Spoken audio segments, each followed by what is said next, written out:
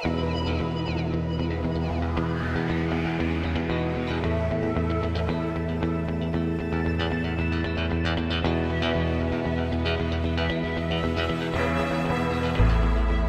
everyone, and welcome to week number 38 of overcoming my lung disease.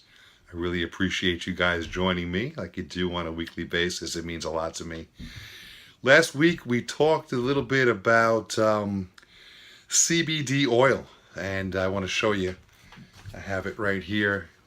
Looks like this, and I think I've been on it for like 4 days, and it comes in like a little jar, a little bottle with an eyedropper, and I put it under my tongue. It's an oil, and from what I can tell so far, I mean, the jury's still out. It's still kind of soon, but I definitely am experiencing more peacefulness, is a good way to put it. It helps me relax. I definitely found that I'm a little bit more relaxed after I take it, and kind of lasts for a while. And that's not a bad thing. I'll take that because, hey, let's face it, when you're relaxed, you breathe easier. You're not as tense and constricted. So that's a good thing. And it's natural, and it's not like I'm popping a Xanax to calm down. So, hey, if I could take something natural like CBD oil, and that was the only benefit that I got from it, because it's so, so far it's still too soon to tell, I would be okay with that. That's really not a bad deal. And also, I want to talk about, during the last couple of weeks, I've had the pleasure to speak to a bunch of people that have watched my videos in our community. They've reached out to me on Facebook and private messaged, and we've exchanged phone numbers, and I got to speak with a whole bunch of people, and I am blessed. I am so touched.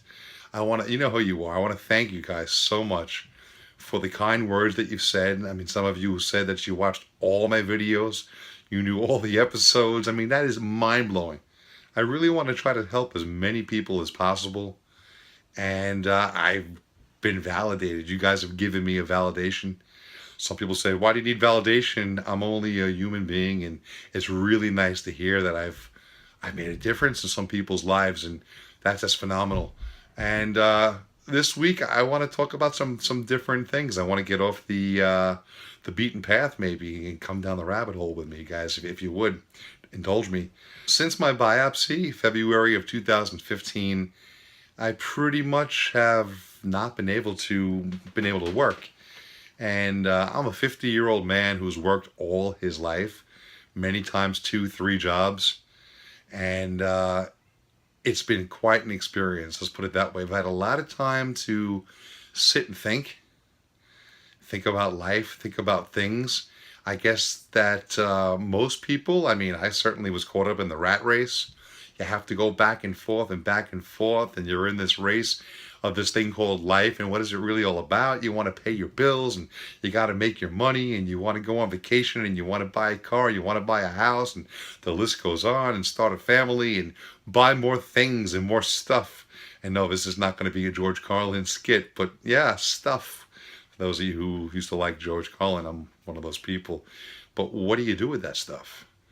I guess what I'm trying to say is, what is life really all about? Now, this is getting pretty deep, and if you want to come venture down the rabbit hole with me, it'd be kind of cool. But I'm really faced with that thought. What is it about? And I wasn't planning on talking about this today, but in the shower, I was getting ready to start my day, and that thought just kept coming through my head. What is life? You got to talk about this. What is life? And I wonder, okay, so some people, what do? You get in the rat race, and you go back and forth, and you acquire your money, and you're not thinking about things. And what do you do with your stuff? I mean, this is going to sound interesting, I guess, to some people. I look at life like this. We're born, and there's this gigantic hourglass, if you would, the sands of time, right? And I believe it's flipped over, and the sands of time go down the hourglass, and when that sand of time runs out, we're no longer here on this earth. It's that simple. And I wonder to myself, what do we do, and how do we make those moments of time meaningful. So it's like, what is it really all about? Because when you die, you can't take your money with you. So if you become the wealthiest person in the world, you can't take it with you. You can't take your house with you. You can't take your job or your car or your trinkets and your toys and whatnot. That's not going to come with you. Traveling is fantastic and seeing the world and having hobbies, that's awesome. It's nice to have fun, but you can't take that with you either. So I wonder, what is it really, really all about? And how many people out there, raise your hands? I remember when I was in kindergarten, I was very, very scared to start the first day of school like anybody else would be. It's brand new. I've never been away from the house, and I get off the bus, and my mom and her friend, they hid behind a tree. They had followed the bus in their car, and they popped out when I got there. And I was just like, whoa, what are you doing here? And yeah, they helped me to class and wished me luck, and people inside showed me around, and that made me feel really calm and relaxed. And it was like a beautiful experience. And how many people out there, like the first time you went to fly on a plane, first time you went to an airport, going to the DMV, first time you drove a car, first time you met a new group of people. Isn't it nice that when someone comes over and puts their arm around you, makes it a little bit easier, gives you a helping hand, if you would, to just make it just smoother and not make you stress out? And I wonder, maybe that's what life really is about, serving and helping other people. And I'm really getting the chance right now to I have this channel, and I'm trying to really reflect, and I'm getting introspective, and I'm going deep down that rabbit hole saying, I got phone calls from people that said what I'm doing is making them feel better. And I'm starting to wonder, wow, what is life? What is it really all about? Maybe we need to help. Maybe we should help other people. I said that we amass all these different things in the rat race, the house and the money and the cars and the whatnot, and you can't take it with you, right? But what about a legacy, leaving a lasting legacy? If you help somebody and you make them feel good, they're never, ever, ever going to forget that. And that's going to stay in their heart.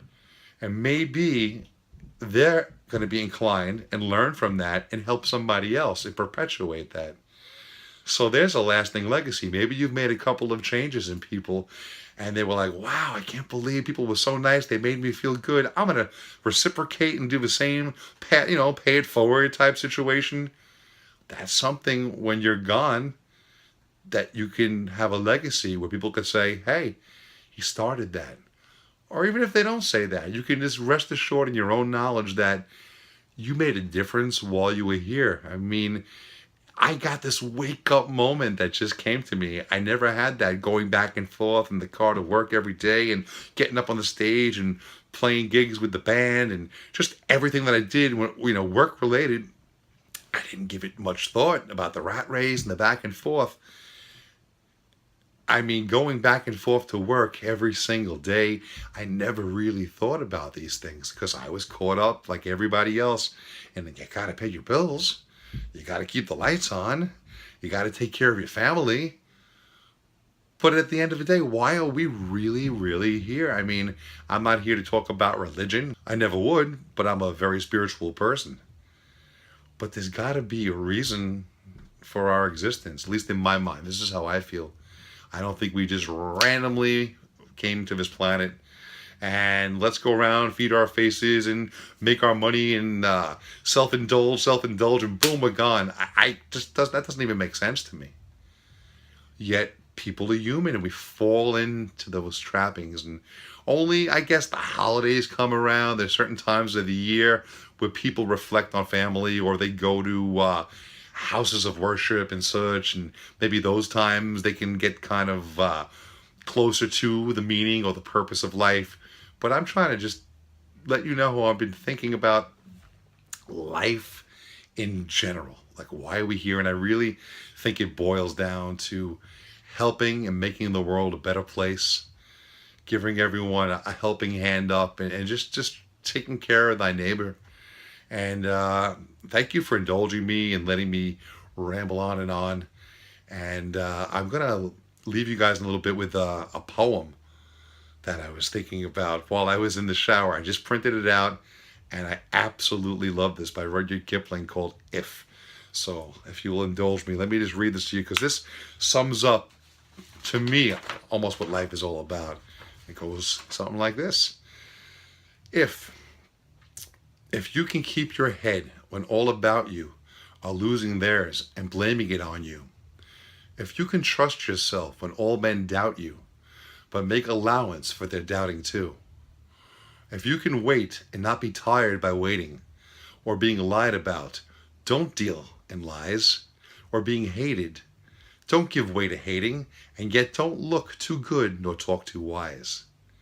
If you can dream and not make dreams your master, if you can think and not make thoughts your aim, if you can meet with triumph and disaster, and treat those two impostors just the same, if you can bear to hear the truth you've spoken, twisted by knaves to make a trap for fools, or watch the things you gave your life to broken, and stoop and build them up with worn-out tools, if you can make one heap of all your winnings and risk it on one turn of pitch and toss, and lose and start again at your beginnings, and never breathe a word about your loss, if you can force your heart and nerve and sinew to serve your turn long after they are gone, and so hold on when there is nothing in you except the will which says to them, hold on.